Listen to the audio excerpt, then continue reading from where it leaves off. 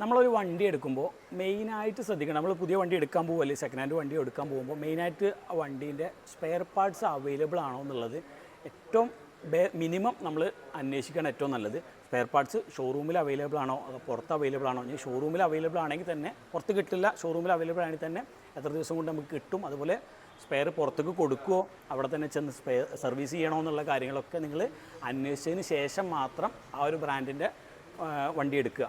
ഏറ്റവും മിനിമം നമ്മൾ ചെയ്യേണ്ട കാര്യം അതാണ് ഫസ്റ്റ് നമ്മളൊരു ബ്രാൻഡ് ചൂസ് ചെയ്യുമ്പോൾ. കാരണം എന്താ വെച്ചാൽ മിക്ക മോഡൽസ് ഇപ്പോൾ ഹോണ്ട ബിഗ് വിങ്ങിൻ്റെ മോഡൽസ് ആയിക്കോട്ടെ, അതായത് ഇപ്പോൾ ഹൈനസ് അതേപോലത്തെ മോഡൽസ് ആയിക്കോട്ടെ, അല്ലെങ്കിൽ ഇപ്പോൾ ഈ ജാവൻ്റെ എല്ലാ മോഡൽസിൻ്റെയും കണ്ടീഷൻ ഇപ്പോൾ നിലവിൽ അതാണ്. സ്പെയർ കാര്യങ്ങളൊക്കെ കിട്ടാൻ ഭയങ്കര ബുദ്ധിമുട്ടാണ്.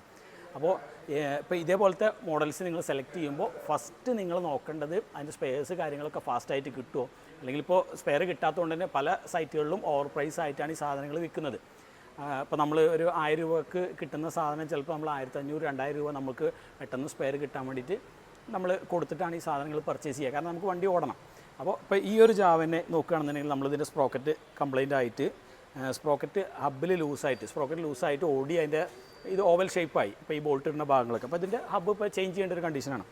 അപ്പോൾ ഇതുപോലുള്ള കണ്ടീഷനിൽ ഇപ്പോൾ നമ്മളിപ്പോൾ ഈ ഒരു സ്പ്രോക്കറ്റ് മാറ്റേണ്ട വണ്ടി ഒരു ഹബ്ബിന് വേണ്ടി മാത്രമാണ് ഈ ഒരു 1 വീക്കായിട്ട് ഇപ്പോഴും വെയിറ്റ് ചെയ്തുകൊണ്ടിരിക്കുന്നത്.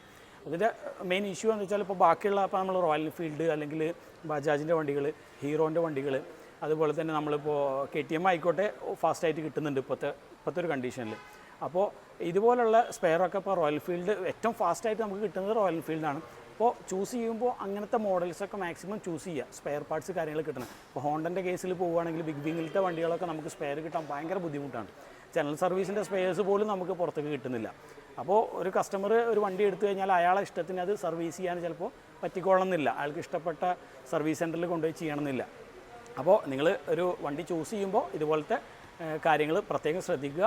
അപ്പോൾ ഇതുപോലത്തെ ഇൻഫോർമേറ്റീവ് വീഡിയോസിനായിട്ട് ഹാഷ് മോട്ടോർസ് ഫോളോ ചെയ്യുക. Thank you.